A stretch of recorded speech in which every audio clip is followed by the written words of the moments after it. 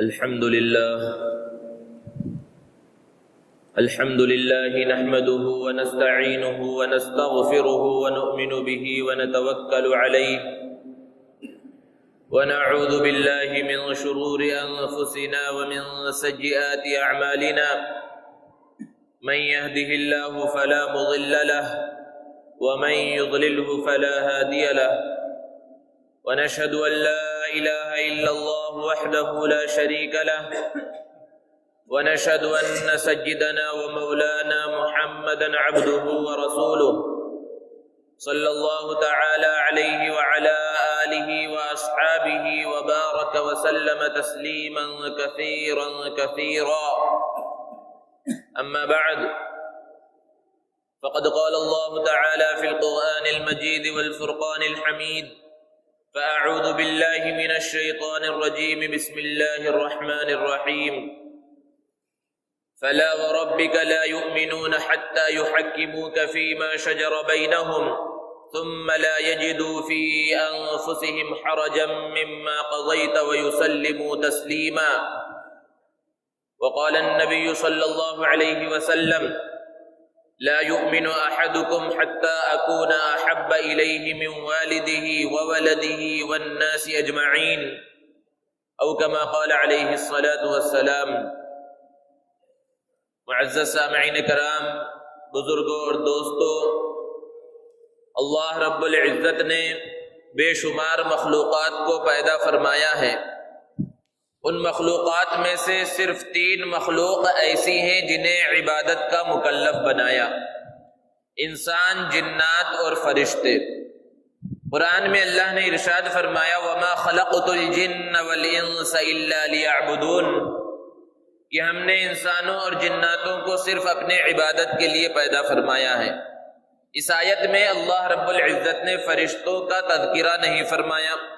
اسی طرح قرآن مجید میں اور کسی مقام پر اس بات کو اللہ نے نہیں بیان فرمایا کہ فرشتوں کی تخلیق کا مقصد عبادت ہے، کیونکہ فطری طور پر اللہ نے ان کے اندر عبادت رکھی ہے. ان کی صفت اللہ نے بیان فرمائی: لا يعصون اللہ ما امرهم ويفعلون ما يؤمرون، کہ فرشتوں کو جو حکم دے دیا جاتا ہے وہ اس کی خلاف ورزی نہیں کرتے، جو کہا جاتا ہے وہ اس کو بجا لاتے ہیں. تو ان کی فطرت میں ان کی صفت کے اندر ہی عبادت لکھی ہوئی ہے. جبکہ انسان اور جنات کا معاملہ ایسا ہے کہ اللہ نے اسے عبادات کا مکلف بنایا، احکامات کو پورا کرنے کا حکم دیا، لیکن اس انسان کو اللہ نے اختیار بھی دیا ہے کہ دنیا میں چاہے تو وہ عبادت کرے اور چاہے تو نہ کرے، چاہے تو اللہ کی فرما برداری کرے اور چاہے تو اللہ کی فرما برداری نہ کرے. وہ چاہے تو اللہ کے احکامات کو، نبی صلی اللہ علیہ وسلم کے فرامین پر عمل کرے اور چاہے تو اس کو چھوڑ دے. یہ اختیار اللہ رب العزت نے دیا ہے. تو انسانوں اور جناتوں اور فرشتوں کی عبادت میں بڑا فرق ہے. اللہ رب العزت نے جب انسانوں کی تخلیق کا ارادہ فرمایا تو فرشتوں کے سامنے جب اس کا تذکرہ کیا تو فرشتوں نے کہا تھا کہ آپ ایسی مخلوق کو کیوں پیدا کر رہے ہیں جو زمین میں جا کر فساد مچائے؟ نحن نسبح بحمدک ونقدس لک، ہم تو آپ کی عبادت کر رہے ہیں، آپ کی تسبیح اور تقدیس میں لگے ہوئے ہیں. اس وقت اللہ رب العزت نے فرمایا تھا: انی اعلم ما لا تعلمون، کہ جو میں جانتا ہوں وہ تم نہیں جانتے. تو بہرحال کہنے کا مقصد یہ ہے کہ انسان کی جو تخلیق ہوئی ہے، انسان کو جو پیدا کیا گیا، وہ ایک الگ انداز کی عبادت کے لیے پیدا کیا گیا ہے. اور اس انسان سے اللہ رب العزت نے ایک عہد لیا تھا، عہد الست میں، جس کو اللہ نے بیان فرمایا قرآن مجید میں: وَإِذْ أَخَذَ رَبُّكَ مِنْ بَنِي آدَمَ مِنْ ظُهُورِهِمْ ذُرِّيَّتَهُمْ وَأَشْهَدَهُمْ عَلَىٰ أَنفُسِهِمْ أَلَسْتُ بِرَبِّكُمْ قَالُوا بَلَىٰ شَهِدْنَا أَن تَقُولُوا يَوْمَ الْقِيَامَةِ إِنَّا كُنَّا عَنْ هَٰذَا غَافِلِينَ. کہ جب انسان ابھی پیدا نہیں ہوا تھا، حضرت آدم علیہ السلام کی ولادت ہوئی تھی، تو اللہ رب العزت نے حضرت آدم علیہ السلام کے پشت پر ہاتھ پھیرا تو قیامت تک ان کے صلب سے جتنے بھی انسان پیدا ہونے والے تھے سب کے سب روحوں کی شکل میں وہاں وجود میں آ گئے. جن کے لیے جنت کا فیصلہ کیا گیا تھا، جو جنت میں جانے والے انسان تھے وہ بھی روحوں کی شکل میں وہاں پر موجود ہو گئے، اور جن کے لیے جہنم کا فیصلہ کیا گیا تھا، جہنم میں جانے والے انسان تھے وہ بھی وہاں پر موجود ہو گئے۔ اور اللہ رب العزت نے اس وقت ان سے ایک عہد لیا، اور عہد تھا الست بربکم، کہ اس بات کا اقرار کرو، بتلاؤ کیا میں تمہارا رب نہیں ہوں؟ سب نے ایک زبان ہو کر جواب دیا تھا بلا، کیوں نہیں؟ تو اس وقت اللہ رب العزت نے فرمایا شہدنا ان تقولوا یوم القیامت انا کنا عن هذا غافلین، یہ جو آج تم اقرار کر رہے ہو ہم اس کے اوپر گواہ ہیں، کل کے تم یہ نہ کہہ سکو گے کہ ہمارے پاس تو دین کا پیغام نہیں پہنچا، ہمارے پاس تو اللہ کا پیغام نہیں پہنچا، تم نے خود اقرار کر لیا ہے اس بات کے ہم گواہ ہیں۔ تو یہ جو عہد لیا گیا، اس عہد کی یاد دہانی کے واسطے اللہ رب العزت نے انبیاء کرام علیہم الصلاۃ والسلام کے مبارک سلسلے کو جاری فرمایا، اور ایک کے بعد ایک نبی اللہ رب العزت بھیجتے رہے، یہاں تک کہ سب سے آخر میں محمد عربی صلی اللہ علیہ وسلم کو مبعوث کیا گیا۔ اور ہر نبی جو دنیا کے اندر آتے تو وہ یہی بتلاتے کہ ایک اللہ کے ہونے کا اقرار کر لو، اس عہد کی تجدید کر لو جو عہد تم عہد الست میں کر چکے ہو اور جس کا اقرار تم کر چکے ہو۔ تو سب سے آخر میں محمد عربی صلی اللہ علیہ وسلم تشریف لائے، آپ کا مقام و مرتبہ سب سے اعلیٰ اور افضل، اور جب آپ کا مقام و مرتبہ سب سے اعلیٰ اور افضل تو وہ امت جو آپ کی طرف منسوب ہے اس کا مقام اور مرتبہ بھی سب سے اعلیٰ اور افضل ہے۔ وہ کتاب جو اس امت کو عطا کی گئی وہ کتاب بھی ساری کتابوں سے سب سے اعلیٰ اور افضل ہے۔ وہ عبادات جو اس امت کو دی گئی وہ عبادات ساری عبادتوں سے سب سے اعلیٰ اور افضل ہے۔ یہ صرف اور صرف نبی کریم صلی اللہ علیہ وسلم کی برکت کی وجہ سے ہے، اور یہ آپ صلی اللہ علیہ وسلم کی خصوصیات میں سے ہے۔ آپ صلی اللہ علیہ وسلم کا مقام و مرتبہ یہ ہے کہ قرآن مجید میں اللہ رب العزت نے آپ کی عمر کی قسم کھائی، لعمرک فرمایا فرمایا کہ آپ کی زندگی کی، آپ کی عمر کی قسم۔ آپ صلی اللہ علیہ وسلم کا یہ مقام اور یہ مرتبہ کہ پورے قرآن مجید میں اللہ رب العزت نے کہیں پر بھی محمد صلی اللہ علیہ وسلم کو نام لے کر نہیں پکارا یا محمد کہہ کر نہیں پکارا، جبکہ دیگر انبیاء علیہم الصلاۃ والسلام کو اللہ رب العزت نے ان کے ناموں کے ساتھ پکارا، یا موسیٰ، یا عیسیٰ، یا نوح، یا لوط، یا ہود، مختلف انداز میں اللہ رب العزت نے انبیاء کو پکارا۔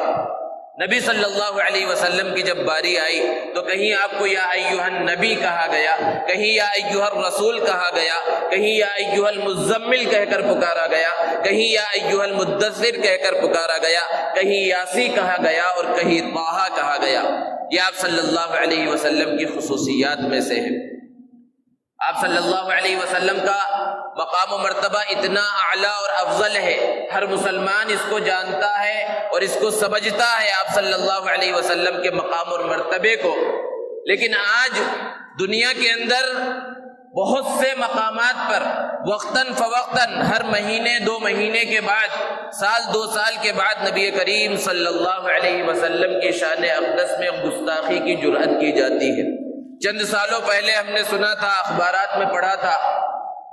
کہ ڈنمارک کے علاقے میں نبی کریم صلی اللہ علیہ وسلم کے خاکے بنائے گئے تھے، کسی کارٹونسٹ نے اس کو تیار کیا گیا تھا، پوری دنیا نے اس کے اوپر احتجاج کیا تھا۔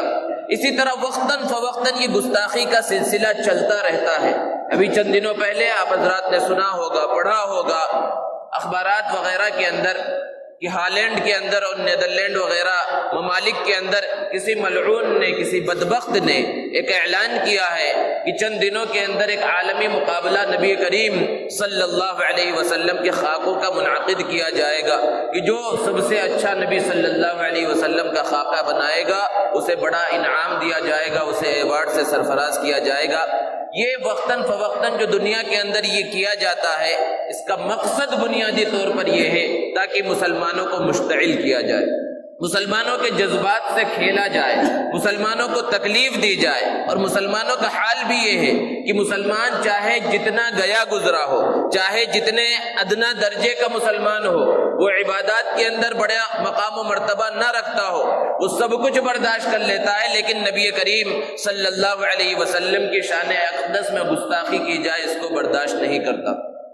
تو جب آج ایسے حالات ہیں اور وقتاً فوقتاً انٹرنیٹ کی وجہ سے اور سوشل میڈیا کے عام ہونے کی وجہ سے ایسی چیزیں آپ کی نظروں میں آتی رہتی ہوں گی کہ کہیں قرآن کے بارے میں گستاخی کی جا رہی ہے، کہیں اسلامی شعائر کے بارے میں گستاخی کی جا رہی ہے، کہیں نبی صلی اللہ علیہ وسلم کی شان مبارک کے بارے میں گستاخی کی جا رہی ہے، تو ہمارا کیا رویہ ہونا چاہیے؟ کیا ہم جذبات میں آ جائیں اور ہم مشتعل ہو جائیں اور اپنے ہوش و حواس کھو بیٹھیں؟ ابھی کل چند گروپوں کے اندر واٹس ایپ وغیرہ میں ایک تصویر گشت کر رہی تھی کہ جس کے اندر کعبۃ اللہ کی تصویر ہے اور اس کے اوپر قرآن کی تصویر ہے، اور ایک بدبخت اور ملعون اس قرآن کے اوپر بیٹھا ہے۔ اس انداز میں اس کو ایڈٹ کیا گیا ہے، فوٹو شاپ کے ذریعے اس تصویر کو بنایا گیا، یہ بھی گستاخی کی ایک شکل ہے، اور اس کو جو ہے وائرل کیا جا رہا ہے اور پھیلایا جا رہا ہے، اور پھیلانے والے ہمارے مسلمان بھائی ہیں۔ اور اس کے اندر جو لکھا گیا، جو تحریر کیپشن کے اندر ڈالی گئی، اس انداز میں لکھا گیا کہ اگر نبی سے محبت ہے تو اس کو شیئر کرو، اس کو اتنا پھیلاؤ کہ ہر مسلمان تک پہنچ جائے۔ ذرا غور کرنے کی ضرورت ہے کہ اس کو شیئر کرنے سے کیا ملنے والا ہے، سارے مسلمانوں تک پہنچانے سے اس کو کیا ملنے والا ہے؟ کیا یہ ایمان کا دار و مدار ہے؟ کیا یہی ایمان کی بنیاد ہے کہ جس کا ایمان مضبوط ہوگا اور جس کو نبی صلی اللہ علیہ وسلم سے محبت ہوگی وہ اس تصویر کو آگے بڑھاتا جائے گا تاکہ وہ گستاخی جو چند لوگوں کو معلوم تھی پوری دنیا کو معلوم ہو جائے؟ کرنے کا کام تو یہ تھا کہ جب آپ کے پاس ایسی تصویر آئی، ایسی گستاخی کی چیز آپ کے پاس کسی بھی پلیٹ فارم سے پہنچی، تو اگر آپ کو معلوم ہے کہ یہ گستاخی کرنے والا کون ہے تو آپ جس ملک کے رہ رہے ہیں اس ملک کے قانون کو اپناتے ہوئے اس کے خلاف قانونی کارروائی کرتے، کیونکہ یہاں قانون موجود ہے، اور قانون ہے کہ کسی بھی مذہبی رہنماؤں کے خلاف اگر گستاخی کی جائے تو ایف آئی آر درج کرائی جائے پولیس اسٹیشن میں۔ یہ کام جو کرنے کا ہے وہ کام تو مسلمان نہیں کرتے، اور آج تو معاملہ اتنا آسان ہو گیا کہ پولیس اسٹیشنوں میں جانے کی ضرورت نہیں۔ جو لوگ سوشل میڈیا پر ایکٹیو ہیں اور مسلمانوں کے اندر اچھا کام کر رہے ہیں، وہ صرف ٹویٹر وغیرہ کے ذریعے پولیس اسٹیشنوں کو ٹیگ کر کے ان کا نام لکھ کر رپورٹ آن لائن درج کرا رہے ہیں اور مجرمین پکڑے جا رہے ہیں۔ لیکن اس کام کو کرنے کے بجائے کہ جس میں وہ گستاخی کرنے والا ہے وہ قانون کے شکنجے میں پھنسے، وہ جیل کے سلاخوں کے پیچھے نظر آئے، وہ کام کرنے کے بجائے اس تصویر کو پھیلانے کے اندر لگے ہوئے ہیں مسلمان، اور ہر ایک تک پھیلانا اس کو اپنا فرض اور فریضہ سمجھ رکھا ہے۔ تو ایسے حالات میں جب وقتاً فوقتاً مسلمانوں کے جذبات سے کھیلنے کی کوشش کی جاتی رہتی ہے، ہمیں یہ سمجھنے کی ضرورت ہے کہ آخر ایسا ہوتا کیوں ہے، اس کا بنیادی سبب کیا ہے، بنیادی وجہ کیا ہے؟ تو بنیادی وجہ تو سب سے بڑی یہ ہے کہ نبی کریم صلی اللہ علیہ وسلم اور مسلمانوں سے ان کے دلوں کے اندر دشمنی ہے، اور بہت سے وہ لوگ ہیں جو اسلام کی عظمت کو نہیں جانتے، نبی کریم صلی اللہ علیہ وسلم کے مقام اور مرتبے کو، آپ کی عظمت کو نہیں جانتے، اس وجہ سے وہ ان کاموں کو انجام دیتے ہیں۔ تو کیا مسلمان کی اب ذمہ داری نہیں ہے کہ غیر مسلمین تک نبی کریم صلی اللہ علیہ وسلم کی صحیح تصویر پہنچائے؟ آپ صلی اللہ علیہ وسلم کا اخلاق، آپ کا کردار، آپ کا کیریکٹر اپنے برادران وطن تک اور غیر مسلمین تک پہنچائے، ان کو دین کے بارے میں بتلائے، ان کو اسلام کے امن و امان کے بارے میں بتلائے، اسلام کی خوبصورتی اور اسلام کی تعلیمات کے بارے میں ان کو بتلائے۔ سب سے بڑی ذمہ داری آج یہی ہے۔ مسلمانوں نے اپنی اس ذمہ داری کو، جو ذمہ داری اللہ رب العزت نے عطا فرمائی تھی کہ اس اسلام کے پیغام کو، اس قرآن کے پیغام کو اور نبی کریم صلی اللہ علیہ وسلم کی تعلیمات کو صرف مسلمانوں تک محدود نہ رکھا جائے، اس کو پوری انسانیت تک پھیلا دیا جائے، اس ذمہ داری کو اصل میں مسلمانوں نے چھوڑ دیا ہے۔ اس لیے وقتاً فوقتاً یہ سب حالات پیش آتے رہتے ہیں، اور غیر مسلموں تک اور دوسروں تک پہنچانا تو دور کی بات ہے۔ آج مسلمانوں کا حال یہ ہے کہ خود نبی کریم صلی اللہ علیہ وسلم کے بارے میں مسلمان نہیں جانتے، نبی کریم صلی اللہ علیہ وسلم کی سیرت کو مسلمان ہی نہیں سمجھتا ہے، نبی کریم صلی اللہ علیہ وسلم کے کیا حقوق ہیں ہر مسلمان کے اوپر وہ مسلمانوں کو خود نہیں معلوم ہے۔ تو ایسے حالات میں جب ناموس رسالت سے کھلواڑ کی کوشش کی جاتی ہے، مسلمانوں کی ذمہ داری یہ ہے کہ مسلمان غیر مسلموں تک جو نبی کریم صلی اللہ علیہ وسلم اور اسلامی تعلیمات کے بارے میں شکوک و شبہات کے اندر مبتلا ہیں، مسلمانوں کے اعمال کی وجہ سے، ان کے غلط کاموں کی وجہ سے ان کے ذہن کو صاف کریں، ان تک اپنی بات کو، اسلام کی بات کو، نبی صلی اللہ علیہ وسلم کی بات کو پہنچائیں، اور نبی کریم صلی اللہ علیہ وسلم کے حقوق کو جانیں، اور آپ صلی اللہ علیہ وسلم کے حقوق کو ادا کرنے کی کوشش کریں، آپ صلی اللہ علیہ وسلم کی سنتوں کو جانیں، آپ کی سنتوں پر عمل کرنے کی کوشش کریں، آپ صلی اللہ علیہ وسلم کے فرامین کو سمجھیں اور آپ کے فرامین پر عمل کرنے کی کوشش کریں۔ یہ سب سے بڑا کام ہے۔ اسلام کے اندر حقوق کا دائرہ بہت وسیع ہے، الگ الگ حقوق ہیں کہ اگر ہر شخص اپنے دائرے میں رہتے ہوئے ان حقوق کو ادا کرے تو معاشرے کے اندر کوئی بگاڑ اور فساد نظر نہ آئے، معاشرے کی اصلاح ہو جائے۔ اور اگر حقوق کا پاس و لحاظ نہ کیا جائے تو پھر معاشرے کے اندر بگاڑ پیدا ہو جاتا ہے کہ باپ اپنے بیٹے کا حق ادا نہ کرے، بیٹا اپنے باپ کا حق ادا نہ کرے، استاد اپنے شاگرد کا حق ادا نہ کرے، شاگرد اپنے استاد کا حق ادا نہ کرے، مزدور اپنے آقا اور مالک کا حق ادا نہ کرے، مالک اپنے مزدوروں کا حق ادا نہ کرے۔ اگر معاشرہ اس انداز کا ہو جائے تو پھر معاشرے کے اندر بگاڑ کے علاوہ اور کچھ نظر نہیں آ سکتا۔ اگر ہر شخص اپنے اپنے میں دائرے میں رہتے ہوئے جو حقوق اس کے اوپر عائد ہیں ان حقوق کو ادا کرتا رہے، جن حقوق کے بارے میں نبی صلی اللہ علیہ وسلم نے بار بار تاکید فرمائی ہے، تو خود بخود معاشرے کی اصلاح ہو جائے گی۔ سارے حقوق میں سب سے بڑھ کر جو حقوق ہیں وہ نبی کریم صلی اللہ علیہ وسلم کے ہیں۔ آپ صلی اللہ علیہ وسلم کا سب سے پہلا حق یہ ہے کہ آپ پر ایمان لایا جائے۔ قرآن میں اللہ نے بیان فرمایا، یا ایھا الذین آمنوا آمنوا باللہ ورسولہ، کہ اے ایمان والو اللہ اور اس کے رسول کے اوپر ایمان لاؤ۔ اور ایمان کس طرح لانا ہے، معیار کیا ہوگا، اللہ نے بیان فرمایا، فَإِنْ آمَنُوا بِمِثْلِ مَا آمَنْتُمْ بِهِ فَقَدِ اهْتَدَوْا۔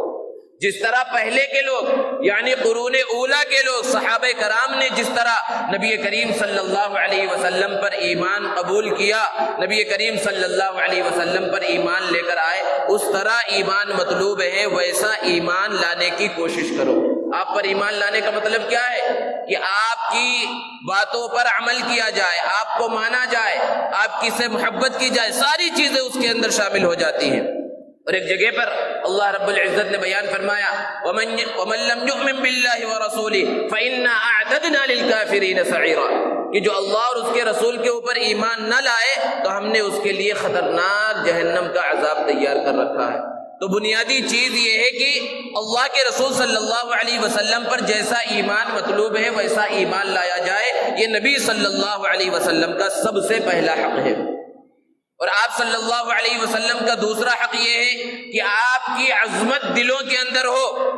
آپ کا مقام و مرتبہ ہر مسلمان کے دل کے اندر ہو۔ آپ کا کیا مقام و مرتبہ ہے، قرآن میں اللہ نے بیان فرمایا، وَإِنَّكَ لَعَلَىٰ خُلُقٍ عَظِيمٍ، کہ سب سے اعلیٰ اخلاق والے آپ ہیں۔ اور ارشاد فرمایا، وَرَفَعْنَا لَكَ ذِكْرَكَ، اللہ رب العزت فرما رہے ہیں کہ ہم نے آپ کے مقام و مرتبے کو بلند کر دیا ہے۔ آپ کا مقام اور مرتبہ کیا ہے کہ اللہ رب العزت نے نبی کریم صلی اللہ علیہ وسلم کے ذریعے انبیاء کے سلسلے کو ختم فرمایا اور ارشاد فرمایا، ما کان محمد ابا احد من رجالکم ولکن رسول اللہ وخاتم النبیین، کہ محمد صلی اللہ علیہ وسلم تم میں سے کسی مرد کے باپ نہیں ہیں، آپ صلی اللہ علیہ وسلم نبیوں کو ختم کرنے والے ہیں، خاتم النبیین ہیں، خاتم المرسلین ہیں۔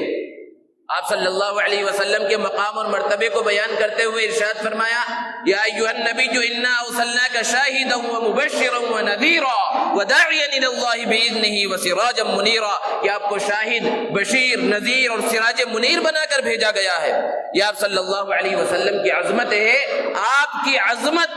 مسلمان کے دل کے اندر ہونی چاہیے، سچی پکی عظمت، جیسی عظمت صحابہ کرام رضوان اللہ تعالی علیہم اجمعین کے دلوں کے اندر تھی۔ یہ دوسرا حق ہے۔ اور تیسرا حق ہے نبی کریم صلی اللہ علیہ وسلم سے محبت۔ عظمت جب ہوگی تو محبت بھی ہوگی۔ محبت کے بارے میں اللہ کے رسول صلی اللہ علیہ وسلم نے خود ارشاد فرمایا، لا یؤمن احدکم حتی اکون احب الیہ من والدہ وولدہ والناس اجمعین، کہ تم میں سے کوئی شخص اس وقت تک کامل مؤمن نہیں ہو سکتا جب تک کہ وہ مجھ سے، اپنے اولاد سے، اپنے والدین سے اور دنیا کے سارے لوگوں سے زیادہ محبت نہ کرے۔ حضرت عمر ابن الخطاب رضی اللہ تعالی عنہ نے ایک مرتبہ نبی صلی اللہ علیہ وسلم سے عرض کیا، اللہ کے رسول مجھے آپ سے بہت زیادہ محبت ہے، یہاں تک کہ ہر چیز سے زیادہ سوائے اپنی جان کے، اپنی جان کے علاوہ ہر چیز سے زیادہ آپ سے محبت ہے۔ آپ صلی اللہ علیہ وسلم نے ارشاد فرمایا اے عمر ابھی ایمان کامل نہیں ہے۔ پھر تھوڑی دیر کے بعد حضرت عمر رضی اللہ تعالی عنہ نے اپنے آپ پر غور کیا اور اس کے بعد ارشاد فرمایا اللہ کے رسول مجھے آپ سے سب سے زیادہ محبت ہے، یہاں تک کہ اپنی جان اور اپنی زندگی سے بھی زیادہ آپ سے محبت ہے۔ تو آپ صلی اللہ علیہ وسلم نے ارشاد فرمایا الآن کہ اب ایمان کامل اور مکمل ہو گئے۔ تو ایسی محبت مطلوب ہے۔ محبت جو کسی سے کی جاتی ہے تو اس کے کچھ اسباب لوگوں نے بیان کیے ہیں کہ محبت کے اسباب میں سے ہے کمال، جمال اور احسان۔ کسی سے محبت کی جاتی ہے تو یوں ہی محبت نہیں کی جاتی، سامنے والے کے اندر کچھ کمالات ہوتے ہیں، کچھ خوبیاں ہوتی ہیں تو اس کی وجہ سے محبت کی جاتی ہے۔ تو اگر کمال یہ محبت کا سبب ہے تو نبی کریم صلی اللہ علیہ وسلم اس بات کے زیادہ لائق ہے کہ آپ سے محبت کی جائے، کیونکہ آپ کے اندر جو کمالات تھے، آپ کے اندر جو خوبیاں تھیں، دنیا کے کسی انسان کے اندر وہ کمالات، وہ خوبیاں نہیں تھی۔ بلکہ مسلمانوں کا عقیدہ ہے کہ حضرت آدم علیہ السلام سے لے کر حضرت عیسیٰ علیہ السلام تک جتنے انبیاء کرام علیہ السلام تشریف لائے اور مختلف اوقات میں مختلف زمانے میں اللہ رب العزت نے انہیں جن جن کمالات، جن جن خوبیوں سے متصف فرمایا، وہ سارے کمالات، وہ ساری خوبیاں ایک ساتھ نبی کریم صلی اللہ علیہ وسلم کو عطا کر دی گئی تھی۔ دنیا کے لوگوں کے اندر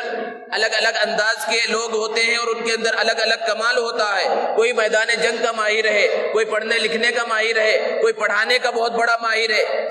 کوئی انسان ایسا آپ کو نظر نہیں آتا جس کے اندر ساری خوبیاں ہوں، لیکن اگر آپ نبی کریم صلی اللہ علیہ وسلم کی سیرت کا مطالعہ کریں گے تو آپ کو پتہ چلے گا کہ اللہ کے رسول صلی اللہ علیہ وسلم کے اندر ایک ساتھ ساری خوبیاں جمع تھیں۔ تو کمال اگر یہ محبت کا سبب ہے تو نبی صلی اللہ علیہ وسلم سب سے زیادہ محبت کے لائق ہیں۔ اور دوسرا سبب بیان کیا جاتا ہے جمال۔ جمال کے معنی خوبصورتی، اور یہ خوبصورتی کوئی دائمی سبب نہیں ہے، لیکن دنیا کے اندر آپ کو بے شمار ایسے لوگ مل جائیں گے جو خوبصورتی کی وجہ سے کسی سے محبت کے اندر مبتلا ہو جاتے ہیں۔ تو اگر خوبصورتی اور حسن و جمال یہ محبت کا سبب ہے تو نبی کریم صلی اللہ علیہ وسلم سے زیادہ کوئی خوبصورت نہیں تھا۔ حضرت جابر رضی اللہ تعالی عنہ سے کسی نے پوچھا کہ ذرا یہ بتلاؤ نبی صلی اللہ علیہ وسلم کا چہرہ کیا تلوار کی طرح چمکدار تھا؟ حضرت جابر رضی اللہ تعالی عنہ نے ارشاد فرمایا نہیں، میرے محبوب کا چہرہ چاند کی طرح چمکدار تھا، کیونکہ اگر تلوار سے مشابہت دی جائے تو تلوار لمبی ہوتی ہے، کہیں کوئی یہ نہ سمجھ لے کہ میرے محبوب کا چہرہ چمکدار تو تھا لیکن زیادہ لمبا تھا، اس لیے چاند سی تشبیہ دی۔ اور بعض تو وہ ہے کہ چاند سے تشبیہ دینا بھی پسند نہیں، کہ چاند سے تشبیہ دینا بھی کوئی انصاف ہے؟ چاند میں ہے چھائیاں اور آپ کا چہرہ صاف ہے۔ تو آپ صلی اللہ علیہ وسلم کا یہ کمال، یہ خوبصورتی تھی۔ حضرت عائشہ صدیقہ رضی اللہ تعالی عنہا نے بیان فرمایا کہ مصر کی عورتوں نے حضرت یوسف علیہ السلام کے حسن و جمال کو اور آپ کی خوبصورتی کو دیکھا تھا تو اپنی انگلیوں کو انہوں نے کاٹ لیا تھا۔ اگر میرے محبوب کے حسن و جمال کو دیکھتی تو اپنے دل کو کاٹ لیتی۔ یہ حضور اکرم صلی اللہ علیہ وسلم کے حسن و جمال کا عالم ہے۔ صحابہ تو یہ بیان فرماتے ہیں کہ ہم سے اگر کوئی یہ پوچھے کہ اللہ کے رسول صلی اللہ علیہ وسلم کا چہرہ اور آپ کا حلیہ مبارک کیسا تھا، اگر تم یہ بتاؤ تو ہمارے اندر یہ طاقت نہیں ہے کہ ہم آپ کے حسن و جمال کو بیان کر سکیں، کیونکہ آپ صلی اللہ علیہ وسلم کے چہرے پر ایسا جلال، ایسا جمال، ایسا رعب تھا کہ ہماری نظر آپ کے چہرے پر ٹکتی نہیں تھی۔ ہم بتا نہیں سکتے ہیں اللہ کے رسول صلی اللہ علیہ وسلم کی خوبصورتی کیسی تھی۔ تو اگر خوبصورتی کی وجہ سے، حسن و جمال کی وجہ سے کسی سے محبت کی جا سکتی ہے تو وہ صرف اور صرف محمد عربی صلی اللہ علیہ وسلم کی ذات گرامی ہے۔ اور تیسرا سبب محبت کا ہے احسان۔ ایک محاورہ ہے کہ الانسان عبد الاحسان، کہ انسان احسان کا بندہ ہے، احسان کا غلام ہے، کہ اگر کسی نے کسی کے اوپر احسان کر دیا تو اس سے محبت ہو جاتی ہے۔ نبی کریم صلی اللہ علیہ وسلم ہمارے سب سے بڑے محسن ہیں۔ ہمارے سب سے بڑے محسن ہمارے والدین نہیں، ہمارے اساتذہ نہیں، ہمارے دوست و احباب اور عزیز و اقارب نہیں، سب سے بڑے محسن ہمارے محمد عربی صلی اللہ علیہ وسلم ہیں۔ اللہ کے رسول صلی اللہ علیہ وسلم کو ہمیشہ اس امت کی فکر تھی کہ کس طرح میری یہ امت جہنم کے راستے سے بچ جائے اور جنت کے راستے کی طرف چلنے لگے۔ اللہ کے رسول صلی اللہ علیہ وسلم نے ایک مرتبہ ارشاد فرمایا کہ میری اور تمہاری مثال اس شخص کی طرح ہے جس نے ایک جگہ پر آگ کو جلایا، اور جب آگ اگر رات میں جلائی جائے تو پھر پروانے آ کر اس کے ارد گرد چکر لگانے لگتے ہیں اور آگ میں جل کر مر جاتے ہیں۔ آپ نے بھی دیکھا ہوگا کہیں چراغ جل رہا ہو، موم بتی جل رہی ہو تو بہت سے کیڑے جنہیں پروانے کہا جاتا ہے وہ آ کر اپنی جان کو وہاں پر قربان کر دیتے ہیں۔ شمع کے ارد گرد پروانے آتے ہیں اور اپنی جان کو قربان کر دیتے ہیں۔ جب اس نے آگ جلایا اور پروانے اور یہ کیڑے آگے چھوٹے چھوٹے اور اس میں آگ میں گر کر مرنے لگے تو اس کو تکلیف ہونے لگی کہ یہ چھوٹے چھوٹے کیڑے ہیں میری وجہ سے مر رہے ہیں۔ اب ان کو بچانے کی کوشش کر رہا ہے، آگ سے دور کر رہا ہے کہ کسی طرح جو ہے یہ بچ جائے اور آگ میں گر کر نہ مرے، لیکن وہ کیڑے کیا ہیں کہ اس کے بچانے کے باوجود، ہاتھ سے روکنے کے باوجود بھی آگ میں جا رہے ہیں اور گر کر مر جا رہے ہیں۔ اللہ کے رسول صلی اللہ علیہ وسلم نے ارشاد فرمایا بالکل میرا معاملہ بھی ایسا ہی ہے کہ میں تمہاری کمر پکڑ پکڑ کر جہنم کی آگ سے بچانے کی کوشش کر رہا ہوں اور تم ہو کہ جہنم کی طرف ہی چلے جا رہے ہو۔ اللہ کے رسول صلی اللہ علیہ وسلم کو اتنی فکر تھی۔ ایک صحابی نے بیان کیا،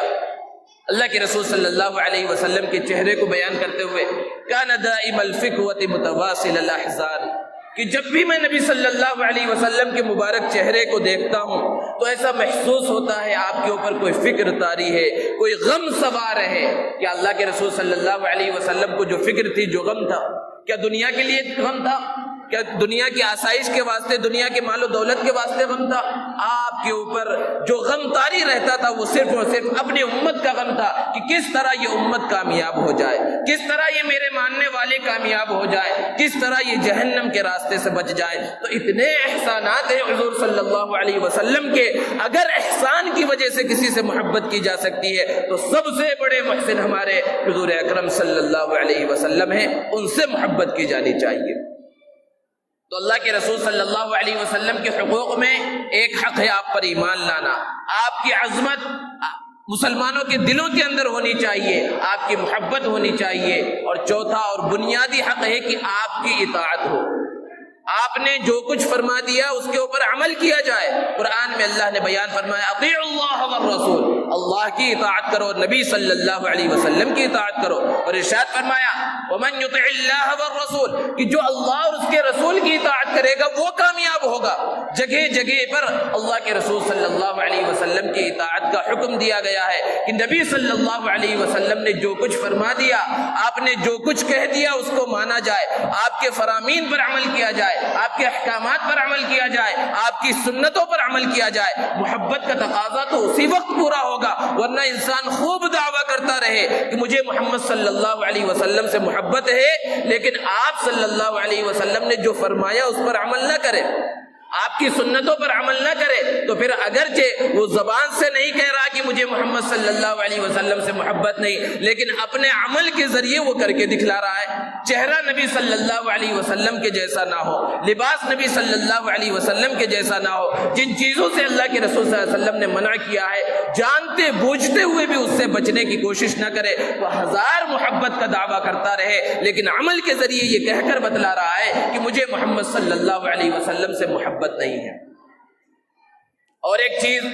جو بڑا حق ہے نبی کریم صلی اللہ علیہ وسلم کا، وہ حق یہ ہے کہ آپ صلی اللہ علیہ وسلم پر کثرت سے درود پڑھا جائے۔ قرآن مجید میں اللہ رب العزت نے ارشاد فرمایا ان اللہ وملائکتہ یصلون علی النبی یا ایھا الذین آمنوا صلوا علیہ وسلموا تسلیما، کہ اللہ اور اس کے فرشتے نبی صلی اللہ علیہ وسلم پر درود بھیجتے ہیں، تو تم اے مسلمانوں اس بات کے زیادہ لائق ہو کہ جب اللہ اور اس کے فرشتے اللہ کے رسول صلی اللہ علیہ وسلم پر درود بھیج رہے ہیں تو نبی کریم صلی اللہ علیہ وسلم پر تم درود بھیجو۔ اور اللہ کے رسول صلی اللہ علیہ وسلم پر درود بھیجنے کا فائدہ آپ صلی اللہ علیہ وسلم کو کیا ہوگا؟ اس کا فائدہ خود ہمیں ہوگا۔ نبی صلی اللہ علیہ وسلم نے ارشاد فرمایا من صلی علی واحدۃ صلی اللہ علیہ عشرا، کہ جو مجھ پر ایک مرتبہ درود بھیجتا ہے اللہ رب العزت اس پر 10 رحمتیں نازل فرماتے ہیں۔ اور بے شمار احادیث مبارکہ میں اللہ کے رسول صلی اللہ علیہ وسلم نے درود کے فضائل بیان فرمائے ہیں کہ چلتے پھرتے اٹھتے بیٹھتے درود شریف کا ورد کیا جائے، اور مجلس کے اندر کہیں پر بھی اللہ کے رسول صلی اللہ علیہ وسلم کا نام نامی آئے، آپ کا اسم گرامی آئے، تو اللہ کے رسول صلی اللہ علیہ وسلم کے اوپر درود پڑھا جائے۔ یہ آپ صلی اللہ علیہ وسلم کا حق ہے، اس حق کو ادا کرنا ضروری ہے۔ اسی طرح اللہ کے رسول صلی اللہ علیہ وسلم کے حقوق میں سے ہے کہ آپ کا دفاع کیا جائے۔ آپ صلی اللہ علیہ وسلم پر جو اعتراضات غیر مسلموں کی جانب سے، ملحدوں کی جانب سے، بے دینوں کی جانب سے، مستشرقین کی جانب سے کیے جا رہے ہیں، ان اعتراضات کا جواب دیا جائے۔ جو انسان جس درجے میں وہ جواب دے سکتا ہے، اللہ کے رسول صلی اللہ علیہ وسلم کا دفاع کر سکتا ہے، اس درجے میں دفاع کرنا ضروری ہے۔ اس درجے میں اس کا اللہ کے رسول صلی اللہ علیہ وسلم کا دفاع کرنا لازم اور ضروری ہے۔ اگر اسے معلوم نہیں ہے ان اعتراضات کے جواب، تو جنہیں معلوم ہے اہل علم سے، علماء سے ملے اور معلوم کرے کہ نبی صلی اللہ علیہ وسلم کے بارے میں ایسی ایسی باتیں کی جا رہی ہے۔ ایسا نہیں ہے کہ ایک آدمی کے سامنے سے نبی صلی اللہ علیہ وسلم کے بارے میں کچھ اعتراض گزرا اور وہ سرسری انداز میں وہاں سے گزر جائے۔ نبی صلی اللہ علیہ وسلم کے بارے میں کوئی چیز نظر آئے تو اب مسلمان کی ذمہ داری یہ ہے کہ وہ معلوم کرے کہ یہ جو اعتراض کیا گیا ہے، اس اعتراض کا جواب کیا ہے، کس انداز میں اس کو جواب دیا جا سکتا ہے، کیا اسلامی تعلیمات کیا کہتی ہیں، سامنے والے کا ذہن اور اس کا دل و دماغ صاف کیا جائے، یہ ہر مسلمان کی ذمہ داری ہے۔ اسی طرح نبی صلی اللہ علیہ وسلم کا ایک حق کہ آپ کے دین کی نصرت کی جائے، یعنی آپ کے دین کی مدد کی جائے۔ قرآن میں اللہ نے بیان فرمایا الا تنصروه فقد نصرہ اللہ، کہ اگر تم نبی صلی اللہ علیہ وسلم کی مدد نہیں کرو گے تو یہ مت سمجھو کہ نبی صلی اللہ علیہ وسلم کی مدد کرنے والا کوئی نہیں، اللہ نبی صلی اللہ علیہ وسلم کی مدد کرنے والا ہے۔ اگر نبی کریم صلی اللہ علیہ وسلم کے فرامین پر، آپ صلی اللہ علیہ وسلم کے احکامات پر عمل نہیں کرو گے تو اس سے نہ اللہ رب العزت کا کچھ نقصان ہونے والا ہے اور نہ نبی صلی اللہ علیہ وسلم کا کچھ نقصان ہونے والا ہے۔ جو نقصان ہوگا اور جو خسارہ ہوگا، وہ خسارہ اور نقصان صرف اور صرف ہمارا ہی ہوگا۔ اس لیے ضرورت اس بات کی ہے کہ ایسے زمانے میں جب اسلام پر اعتراضات کیے جا رہے ہیں، قرآن پر اعتراضات کیے جا رہے ہیں، نبی صلی اللہ علیہ وسلم کی ذات اقدس پر اعتراضات کیے جا رہے ہیں، آپ کی شان میں گستاخی کی جا رہی ہے، مسلمانوں کو اور خاص طور پر ہمارے نوجوانوں کو اس بات کی طرف متوجہ ہونا ہے کہ اسلام کو پہلے اچھی طرح سے سمجھے، نبی کریم صلی اللہ علیہ وسلم کی سیرت کو اچھی طرح سے پڑھے، نبی صلی اللہ علیہ وسلم کے حقوق کو پہچانے، حقوق کو جانے اور ان حقوق پر عمل کرنے کی کوشش کریں، اور جہاں جہاں گستاخیاں کی جا رہی ہیں قانون کے دائرے میں رہتے ہوئے ان کے خلاف کارروائی کرنے کی کوشش کریں۔ اگر ہم نے اس فریضے کو انجام دیا، نبی صلی اللہ علیہ وسلم کے پیغام کو، آپ کی سیرت کو، آپ کے اخلاق اور کردار کو دنیا تک پہنچا دیا، تو پھر اللہ کی ذات سے امید ہے کہ ایسی گستاخی کرنے کی کسی کی جرأت نہیں ہوگی۔ کمی ہمارے اندر ہے کہ ہم نے اصل میں اللہ کے رسول صلی اللہ علیہ وسلم کی پیاری سیرت، پیارے پیغام کو غیر مسلموں تک پہنچایا نہیں ہے، جس کی وجہ سے وہ